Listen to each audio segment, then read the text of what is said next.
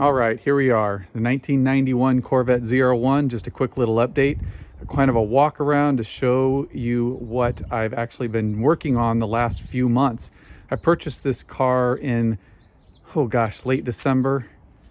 Anyway, I've had it since the beginning of the year and been trying to work on it as much as I can in my garage, but I live in Nebraska, so the winter weather kind of dictates when I can and when I can't work in the garage. It got severely cold, and so I had to go on like a 4-week hiatus from cleaning the car and detailing it the way that I wanted.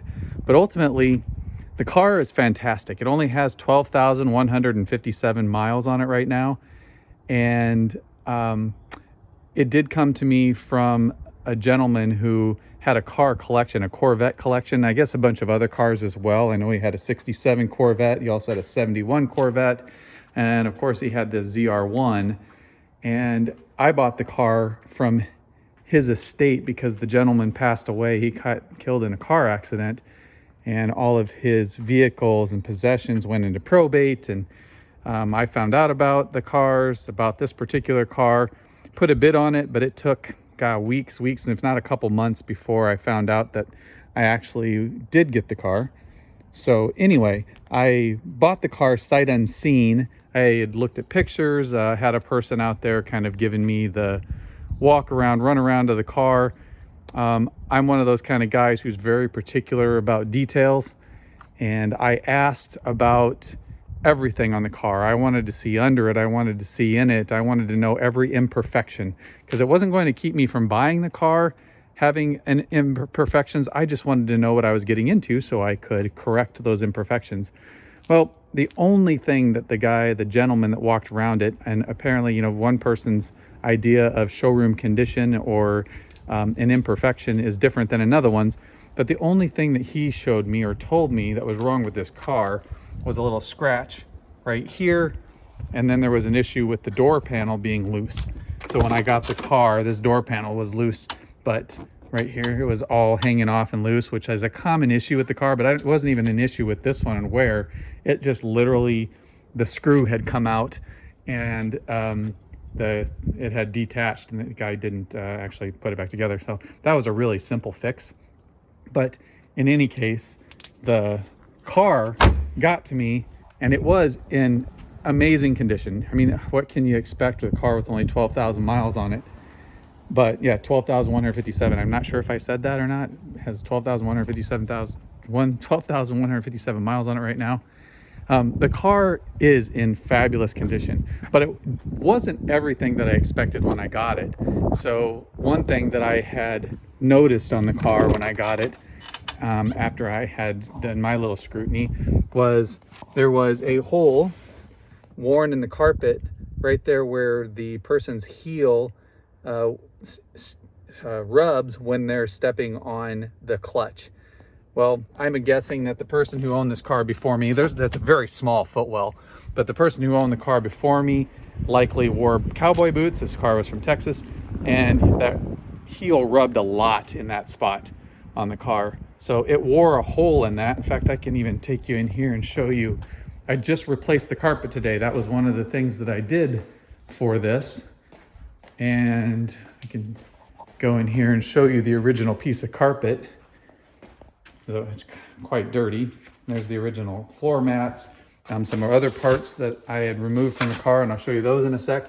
But there's what had worn on this piece of carpet. So I just didn't like that. I wanted to make it all nice and new looking again. I'm not so much for originality, even though this only has 12,000 miles on it, but I am really more about, I want this car to look and feel like it's new.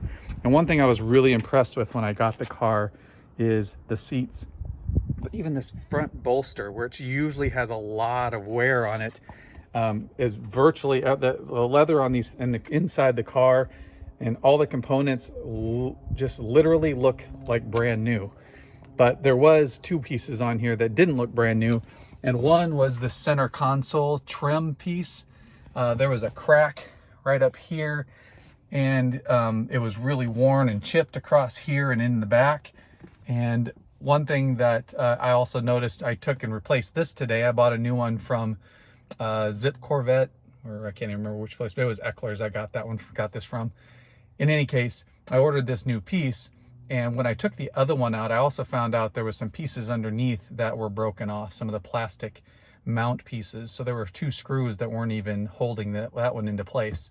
So in that case, I'm just really glad that I was able to replace it. It wasn't a big deal. It took me a couple hours today to get that, and I have to be really careful so I don't scratch anything else. So I was putting towels down on everything so I wouldn't scratch it when I put it back in. So anyway, the new piece is in there. The other one was this. I replaced this whole piece here. And what I found out, well, one thing I didn't like was this whole cup or hand area was all chipped up, and the paint was all off and worn. And then when I actually took this piece out, this is supposed to be one solid piece, and it was broken here on the other one. So, and again, I'm glad that I actually took that out and replaced it. So now there's a whole brand new piece there, kind of match the rest of it. The dash is in great condition. I put this natural kind of shine cleaner on all of the surfaces, and I wiped it all down with a carbon fiber with a microfiber towel, but it still has a little bit more of a shine than I kind of wanted. But in any case, it looks good. It looks nice and clean.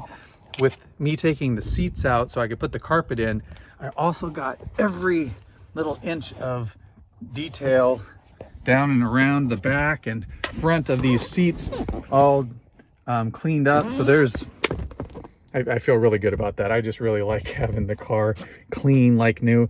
Although no matter how good I do this, I just can't seem to keep every little fleck from getting in there. I would like those. But anyway, that's that for now. You know what? I want to try to keep this video a little bit shorter. I'll do a couple of them.